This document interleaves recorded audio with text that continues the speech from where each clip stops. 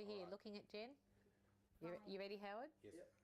In a bit closer, Howard. Yes. And you ready? Yes, I'm ready. Hello and welcome. I'm Dr. Howard McCormick, a family doctor from Phillip Island in Victoria. It's been my privilege to be part of the Law of Success Mastermind course and to act as coach. This role was helped along by one particular person whose vision it was to bring the Law of Success out of the time when it was written in the 1920s into the modern day era. And it is now my privilege to introduce you to her. She is an internet guru in the world of web-based publishing.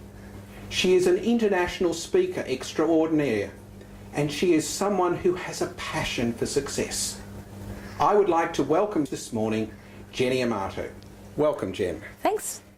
It's great to be here. You've had an interest in the law of success and success in general for some time. Can you tell me a bit about that? Well, how that came about was really through life experience, and I had the life I didn't want. I really was not happy where I was at, and I knew that I had to find a vehicle, a conduit if you like, a way for me to be able to change my life. And the law of success was presented to me from a business colleague, and it made sense that if I wanted to change my life for the better and have the things that I really wanted in my life and live the kind of life I wanted to live, I had to have a new set of rules to live by. Because when I was really honest with myself, the way I was living was not going to bring me to where I wanted to go. And that's not something that I say lightly, because we can all say I'm not happy with this, I'm not happy with that, but I really meant it. I really meant it. I wanted a better life, and I was prepared to do what it took. And the law of success became the vehicle or the conduit to allow me to do that. It's a very involved book from the surface. Is that what you found? Oh, absolutely. This is an intense education. It's not just something that is a light read. Although the thing I love about the author, Napoleon Hill, is that it is written as if he's written it for me. Even though in his era, of course, it was written for men predominantly, but he very much writes in the first person experience. But it is quite an intense and in-depth study of hundreds of people and how they created success in their life. So you don't just necessarily understand all of it straight off the mark. And that's a really important thing for people to understand. This isn't something that you just read one night and your whole life changes the next day. How do you find its relevance to today? How it's relevant to today is the way we live, the way we do things.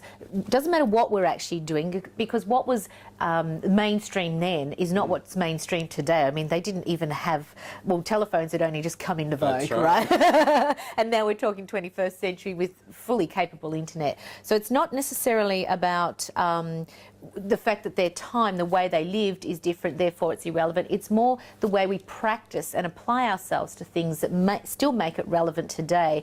And creating the life that you desire is what we call universal and timeless. It's not about the era, and it's not about the vehicles that you use even. And today we use internet business, of course, as one of our vehicles. They didn't have that then. So it's very much about timeless principles and, of course, laws that will transcend any period. And it's really about us. It's not about what vehicles we use. So it's the principles or the laws never change no matter what the... They are timeless, and that is proven. I'm a living, walking, talking example of something that was written almost a century ago, applied to my life today and to thousands of other people in today's world as well. So the practices, how we conduct ourselves as people, doesn't change over time. The same practices will create success today as the same practices will create failure today as they did 100 years ago. Right. I just wanted to cover one particular chapter that when I first looked at it, it seemed as if it was a bit out of date, and that's chapter 4, The Habit of Saving. Have you got some comments on how you see this as still relevant? Well, I'd love to ask you why you think that. The habit of saving, well, this lesson is probably one of the cornerstone lessons, but they all are. I mean, I'd hate to have to choose which one I thought was the most significant of them all. But the habit of saving is these two distinct points there, habits and saving. All right. The first thing is to understand that everything we do is, in fact, habitual. And we may not even be aware that we're practicing a habit. And I'm using my hands right now. That's a habit that I've created. And so habit is the first thing to understand, that whatever you do habitually will give you the result that you're currently getting and will continue to get if you don't change that habit. And the habit that most people are in, unfortunately, is spending and not saving. All right. And the habit of poverty and a poverty lifestyle versus the habit of prosperity. And in fact, Napoleon Hill talks about the shift in mind in the habit of saving between the fear of poverty and the graciousness of prosperity. So that's the first part of that, the habit of saving, that lesson. The second part of that is of course, saving. And again, people wrestle and are very tempted, particularly in today's world, with spending as opposed to saving. Yes. And in fact, you only have to turn on a TV, which I hope you don't do readily, but turn on a TV and you're constantly bombarded, or open up your mailbox with offers of ways for you to spend more than you have. Yes. And finance is obviously the conduit to that. And so what happens is these habits are formed because we're influenced to create these habits of spending. And so this lesson is the lesson to be able to stop spending more. Certainly don't use credit to spend. But what you want to be able to do is basically put a cap on spending more than you possibly should and are capable of producing in terms of earnings. And by changing that habit, you then open up the ability to start saving some of what you earn. And so this habit of saving is a big mind shift between moving from poverty to prosperity. And this is the big turnaround that people make. And it doesn't have to be big. You can start by just saving $10, $20, $50 a week, whatever's within your means. Create the habit of being in control of money. But I tell you, this particular lesson turned my life around. So instead of money running away from you, which is the habit of spending, the bad habit, the habit of poverty, it's the habit of collecting money and starting to dictate where the money's going to go.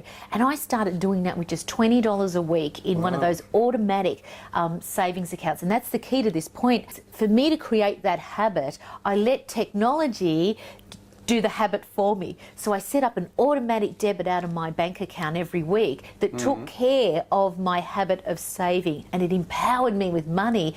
Even $20 a week, all of a sudden I was now in control of where my money was going. It's the most empowering thing you can do, is get on top of or in control of your money and understand that the habit of spending more than you earn is what is actually the first part of this. The second part is, now that you've created space from spending, you can turn it into saving.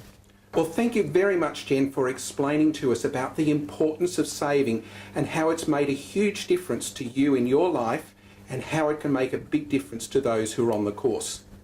Until next time, this is Dr. Howard McCormick saying thank you and goodbye.